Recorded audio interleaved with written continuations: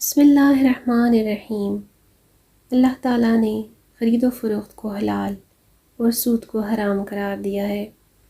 اسی طرح اللہ تعالیٰ کا فرمان ہے، اللہ تعالیٰ سود کو مٹاتا ہے اور صدقات کو بڑھاتا ہے۔ جب سود کی حرمت کا حکم نازل ہوا تو لوگوں کا دوسروں پر جو سود کے متعلق حصہ بنتا تھا اس سے بھی منع فرما دیا گیا۔ سود کا بقایا بھی چھوڑ دو اگر تم ایمان والے ہو۔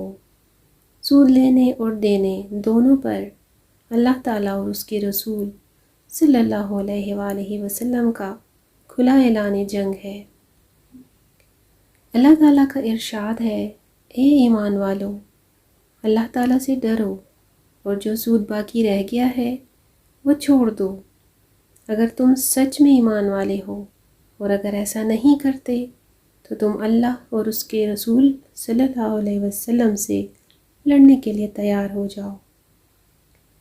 نیز اللہ تعالیٰ نے قیامت کے دن سود کھانے اور سود کا کاروبار کرنے والوں کے لیے جو سزا قیامت کے دن رکھی ہے، استغفر اللہ، اس کو اللہ تعالیٰ نے اپنے کلام پاک میں کچھ اس طرح سے بیان فرمایا ہے، جو لوگ سود کھاتے ہیں قیامت میں ایسے اٹھیں گے جیسے تو اس شخص کی طرح اٹھیں گے جیسے شیطان نے چھپ کر پاگل بنا دیا ہو۔ سود کی واضح شکلوں کو جائز قرار دینے والوں کے لیے ایمان والوں کی طرف سے واضح کیا گیا ہے۔ یہ بہت ذلت آمیز عذاب اس لیے ہوگا کہ انہوں نے کہا تھا کہ بیع بھی تو سود کی طرح ہوتی ہے، حالانکہ اللہ نے بیع یعنی خرید و فروخت کو حلال کیا ہے اور سود کو حرام قرار دیا ہے۔ نیز سود کھانے والوں کی توبہ نہ کرنے کے لیے ان کو جہنم کی وعید سنائی گئی ہے۔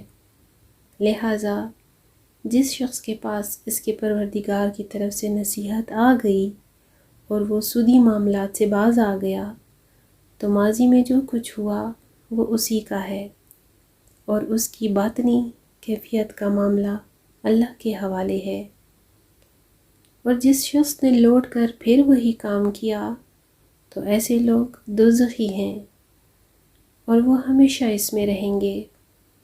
سود کے متعلق حضور اکرم صلی اللہ علیہ وآلہ وسلم کے ارشادات ہیں۔ حجۃ الوداع کے موقع پر حضور پاک صلی اللہ علیہ وآلہ وسلم ارشاد کرتے ہوئے کہتے ہیں، سود کے معاملات پر کافی زیادہ تفصیل بیان فرمائی گئی۔ حضور اکرم نے فرمایا، 7 ہلاک کرنے والے گناہوں سے بچو۔ صحابہ کرام نے عرض کیا، یا رسول اللہ صلی اللہ علیہ وآلہ وسلم، وہ 7 گناہ کون سے ہیں جو انسانوں کو ہلاک کرنے والے ہیں؟ تو حضور پاک صلی اللہ علیہ وآلہ وسلم نے فرمایا، شرک کرنا، کسی شخص کو ناحق قتل کرنا، جادو کرنا، سود کھانا، یتیم کے مال کو ہڑپ کرنا، کفار سے جنگ کی صورت میں میدان جنگ سے بھاگنا، اور پاک دامن عورتوں پر تہمت لگانا۔ اسی طرح حضور پاک صلی اللہ علیہ وآلہ وسلم نے سود لینے اور دینے والے، لکھنے والے اور اس کا بھلا چاہنے والے سبھی پر لعنت فرمائی ہے۔ حضرت عبداللہ بن مسعود سے مروی ہے کہ اللہ نے سود کھانے والے، سود کھلانے والے، سود لکھنے والے، سود کی گواہی دینے والے، ان سب پر لعنت فرمائی ہے۔ جس بستی میں، جس شہر میں یا جس ملک میں سود ہوتا ہے وہ ساری جگہ تباہ اور ہلاک ہو جاتی ہے۔ حضرت عبداللہ بن مسعود سے مروی ہے کہ جس بستی میں یا شہر میں زنا اور سود پھیل جائے تو اللہ پاک اس بستی کو ہلاک کرنے کا حکم فرما دیتا ہے۔ سود سے پاگل پن پھیلتا ہے۔ سود جہاں پر حد سے تجاوز کر جائے وہاں لوگ پاگل ہونے لگ جاتے ہیں۔ سود خور سخت سزا پائیں گے۔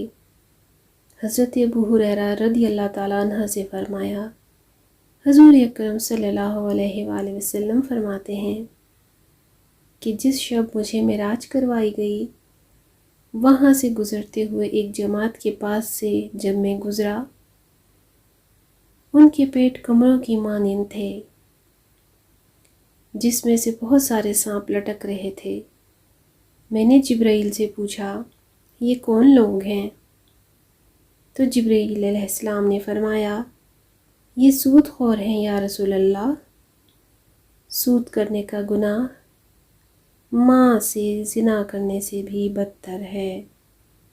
حضرت ابو ہریرہ سے مروی ہے کہ رسول پاک صلی اللہ علیہ وآلہ وسلم نے فرمایا کہ سود میں 70 گناہ ہیں، جس میں سے سب سے ہلکا گناہ یہ ہے کہ ایک مرد اپنی ماں سے زنا کرے۔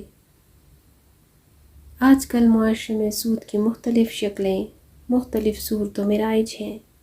شرعی احکامات سے ناواقف آدمی کسی نہ کسی طریقے سے ان سب میں مبتلا ہو جاتا ہے۔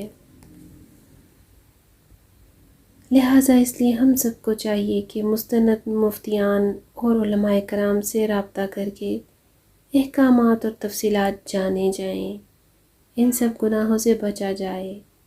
اللہ پاک سے دعا ہے کہ اللہ پاک ہم سب کو جانے انجانے میں ایسے گناہ کبیرہ و صغیرہ سب سے دور رکھے، اور ہماری تمام آنے والی نسلوں پر اور ہم سب پر اپنا رحم و کرم فرمائے۔ آمین۔